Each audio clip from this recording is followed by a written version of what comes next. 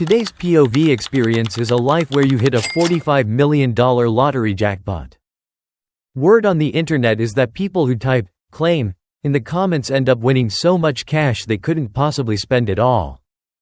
When the phone rings to notify you of your win, you are sitting in your cramped apartment, eating a cup of expired instant ramen. The customer service representative's voice is steady and professional, sounding exactly like someone reading a legal disclaimer. You put down your fork, clutching your chest tightly, terrified your heart might literally beat out of your chest from the sheer excitement. On the drive to claim your prize, you stare at the windshield wipers swinging back and forth, your mind racing incessantly. After taxes, how much of that $45 million will actually be left? How the hell should I spend this money? If friends ask for a loan, do I say yes? Should I buy a house or a car first? Arriving at the lottery commission, the staff informs you that you can choose to remain anonymous or go public. You offer a faint smile and say, "Let's go public. People are going to find out eventually anyway."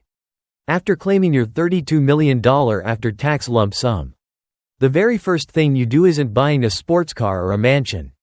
Instead, you head straight back to your apartment and unplug the landlord's perpetually buzzing ancient refrigerator. The entire room falls dead silent. You sit on the edge of the bed, listening to that vacuum-like silence, feeling that life has suddenly become absurdly, terrifyingly real. Lying on that squeaky twin bed, you wired $10 to the coworker who once spotted you $300. And you transfer $30 to an old middle school classmate you haven't spoken to in years. You remember when his mother fell severely ill and he set up a GoFundMe. You were broke at the time and could only chip in $20. This $30,000 should be more than enough to wipe out all his medical debts and let him breathe a little easier. Then, the insomnia begins. On the third night after the funds clear, you find yourself obsessively running the numbers. If you spend $1 a day, $32 million would last you 87 years. But you immediately realize how ridiculous that calculation is. If you only spend $1 a day, you would never even need to touch the principal. You would just park a fraction of it in the bank and live infinitely off the compound interest. You draw up a plan, deciding to spend money like a normal, rich person. First, you drop $2 million in cash on a luxury condo with a sweeping river view, complete with sleek marble finishes and warm amber lighting that immediately establishes a sense of calm and status. On closing day, the sales director kneels down to wipe a speck of mud off your shoe. You pull your foot back instinctively. He looks up with a wounded expression and says, "Sir, this is my job." You buy a black luxury sedan, not because you actually like it, but because every new money millionaire drives one. You don't want to stand out in this regard. And you certainly don't want to expose how new you are to wealth. You walk into high-end boutiques. The sales associates smile warmly and offer you sparkling water. But you catch their eyes subconsciously darting down to your shoes when you speak. You buy a luxury mechanical watch, drawn to its cinematic aesthetic, even though you don't understand the first thing about its intricate movement. You break the news to your family.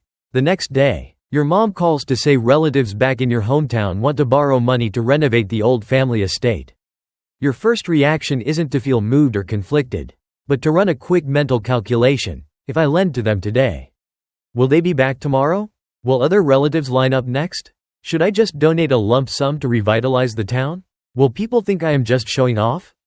Not wanting to put your mom in a tough spot, you hand over the money anyway. While you are at it, you drop another $150,000 to repave the local roads and install streetlights. You also buy up a patch of barren land back home and hire agricultural experts to help the locals cultivate an orchard. A way to give them an extra stream of income. After that day, news of your jackpot spreads like wildfire. Your phone blows up, ringing incessantly. It has never been this active. Some call to congratulate you, others to say they are dying of jealousy, and many to say money is tight and they need a loan. Even more absurdly, some flat out demand a handout. The only thing missing is a promise to pay you back. You begin to second-guess every smile from your friends and relatives. A friend texts a picture of their newborn, and your knee-jerk thought is, are they tight on cash? Are they going to ask for money? The people closest to you split into two extremes. One group becomes overly deferential, treating you with the eggshell walking caution reserved for a temperamental boss. The other group becomes overly blunt, acting almost aggressively casual just to prove they aren't after your money. Both exhaust you. You visit the private clinic of your new concierge doctor. Your lab results show every physical metric is perfectly normal, but your mental stress index is off the charts. Your insomnia returns, far worse than when you were broke. Endless sheep counting. By the time you hit 10,000, you think to yourself, if I hadn't won that ticket, I would probably still be working overtime right now, eating instant ramen, and cursing out my boss. I would be broke, but at least life would feel authentic. You shut off your phone. After counting a few thousand more sheep, you finally drift off. You have a dream. You dream you are still that same guy in the rented apartment, eating instant ramen. The noodles are piping hot. You blow on them to cool them down, and they still taste absolutely incredible.